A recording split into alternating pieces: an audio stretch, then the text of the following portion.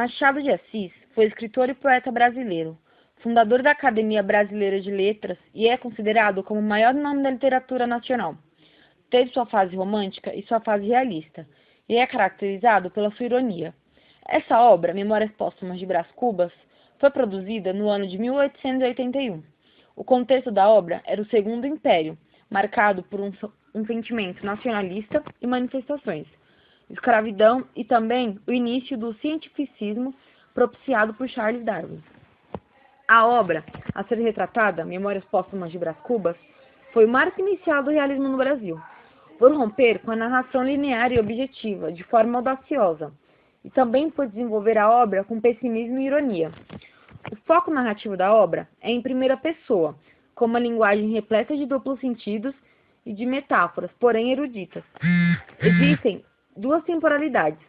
Uma é o tempo psicológico, pois o narrador retrata a história do seu ponto de vista, no entanto, segue o tempo cronológico. Os principais personagens são Brás Cubas, que é o narrador protagonista, ou defunto ator, como é definido, um morto que decide retratar suas memórias de uma forma irônica. É dessa posição que ele julga a vida humana. Virgília, mulher do político Lobo Neves e amante do protagonista. Ela teve a oportunidade de se casar com Brás Cubas, mas optou por se tornar esposa de um homem influente e, ao mesmo tempo, manter um relacionamento clandestino com o antigo namorado. Quincas Borba, amigo de Brás Cubas, ele cria a filosofia do humanitismo. Eugênia, garota beijada pelo protagonista, que depois é desprezada por ele. Marcela é uma garota de programa com quem Brás Cubas teve um caso quando era jovem. Nhaloló morre antes da cerimônia de casamento com Brás Cubas. Prudêncio é um antigo escravo de Brás Cubas que, após a conquista da sua alforria, ele se torna proprietário de um escravo. Nesse serviçal, ele revida todas as crueldades sofridas na sua infância. Brás Cubas, narrador da história, resolve escrever sobre sua vida após sua morte, se denominando um defunto autor, um autor que está morto, e decide contar sua história. Brás é um homem rico e solteiro, que de forma subjetiva conta suas relações sociais e sua infância, evidenciando o contexto histórico. Tinha como forma de diversão seu escravo Prudêncio, que o maltratava.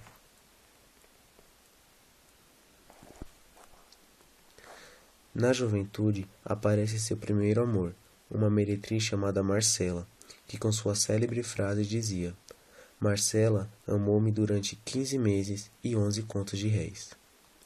Isso caracteriza a marca do estilo machadiano, a ironia e o eufemismo, para que o leitor perceba a origem desse amor.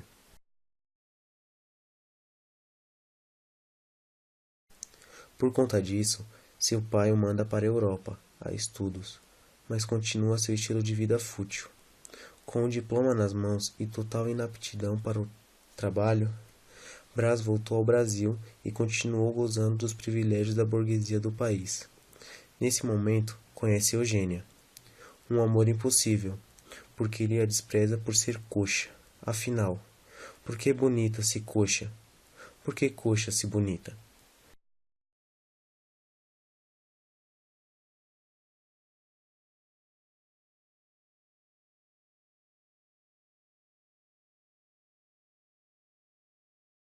Nesse instante, Brás Cubas começa seu mais duradouro amor. Virgília, aconselhado pelo pai que via no casamento um futuro político, mas perde seu amor e seu cargo para Lobo Neves. Mesmo assim, mantém uma relação adúltera com Virgília, porém a relação termina de forma fria.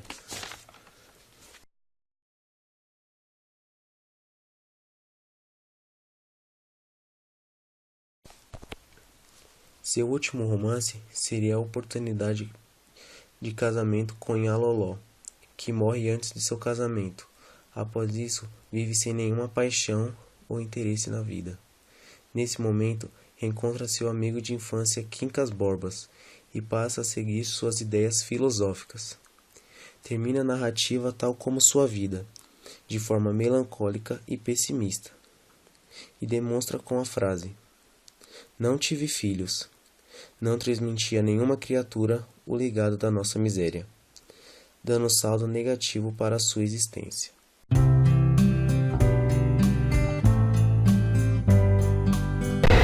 Com base nos apontamentos críticos de todo o grupo, nós chegamos à conclusão que essa obra é uma boa obra e ela tem uma crítica sobre a sociedade que ela é muito visível, ela é muito palpável. O livro foi publicado em 1881, ou seja, o livro faz uma crítica à elite de São Paulo do século XIX. O Brás Cubas, que é o personagem principal da história, ele conta a vida dele, que é cheia de fracassos, mas como ele tem muito dinheiro, ele pode sempre tentar começar uma nova tentativa, tentar uma nova coisa na vida dele, como por exemplo os amores. Um dos amores dele foi uma mulher que só tinha interesse no dinheiro dele, e isso ele deixa muito explícito por o quanto tempo ela amou ele, que foi Marcela.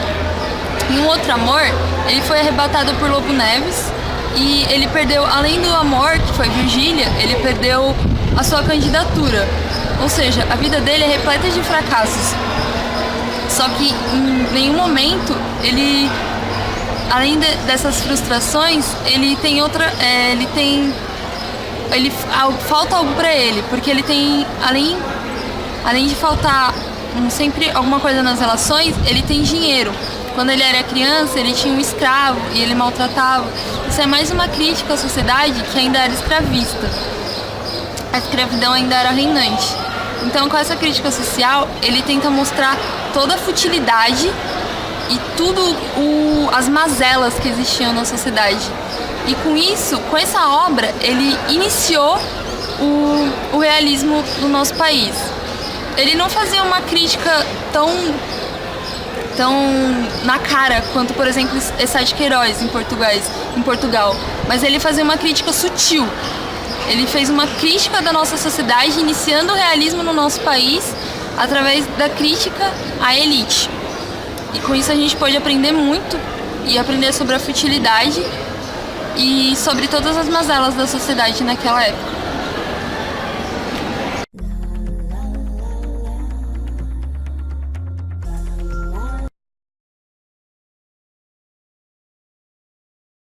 A noite dissolve os homens. A noite desceu.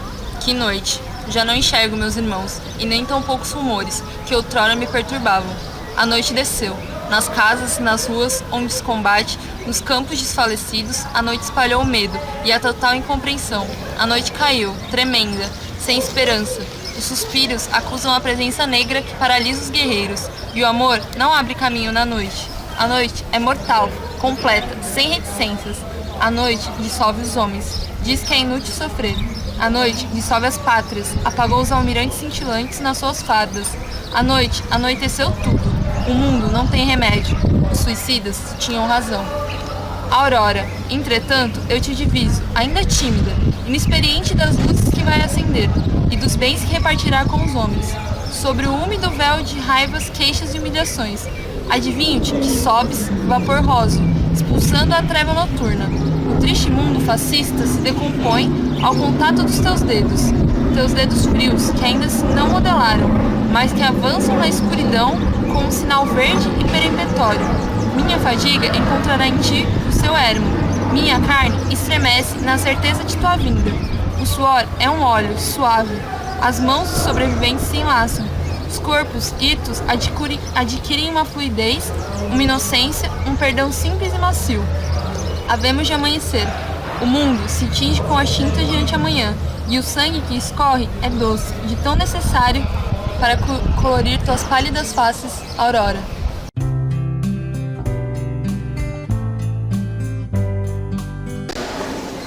O poema faz uma crítica social devido à guerra, onde um dos exemplos são os campos desfalecidos, onde os soldados poderiam encontrar seus amigos e irmãos mortos. E ele também diz que mesmo depois de toda essa tragédia, as pessoas podem encontrar sua paz, que seria a sua aurora.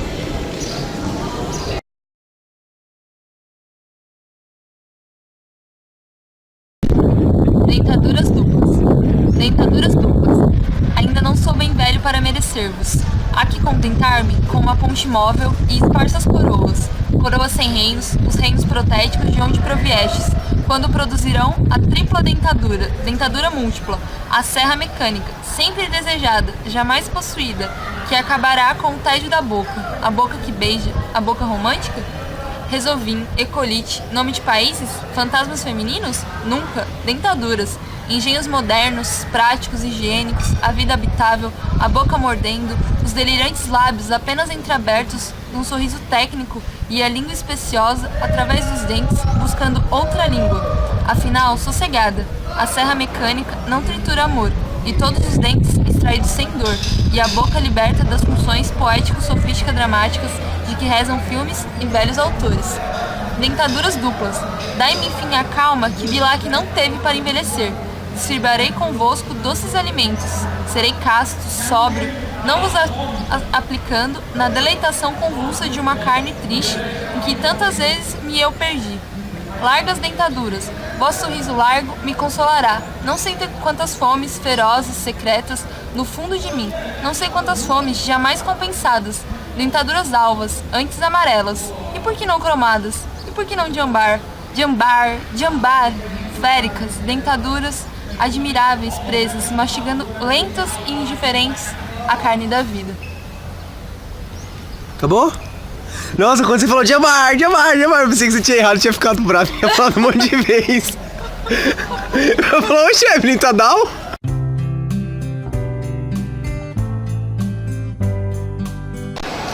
O poema vem fazer uma crítica social e uma sátira bem-humorada a respeito da chegada da idade, da velhice, pois ela não pode ser evitada, mas não é bem vista pela sociedade, já que é algo que não traz benefícios para as pessoas. E podemos relacionar o poema com o livro nas seguintes frases. Admiráveis presas, mastigando lestas e indiferentes à carne da vida. Se relaciona no livro com a seguinte frase épica e que é citada no início. Ao verme que primeiro roeu as frias carnes de meu cadáver, dedico com saudosas lembranças essas memórias póstumas. Podemos evidenciar que ele faz uma crítica social também à velhice e à chegada da morte, onde ela não pode ser evitada e não é bem vista pela sociedade, pois após a morte acabou, não tem benefícios após isso.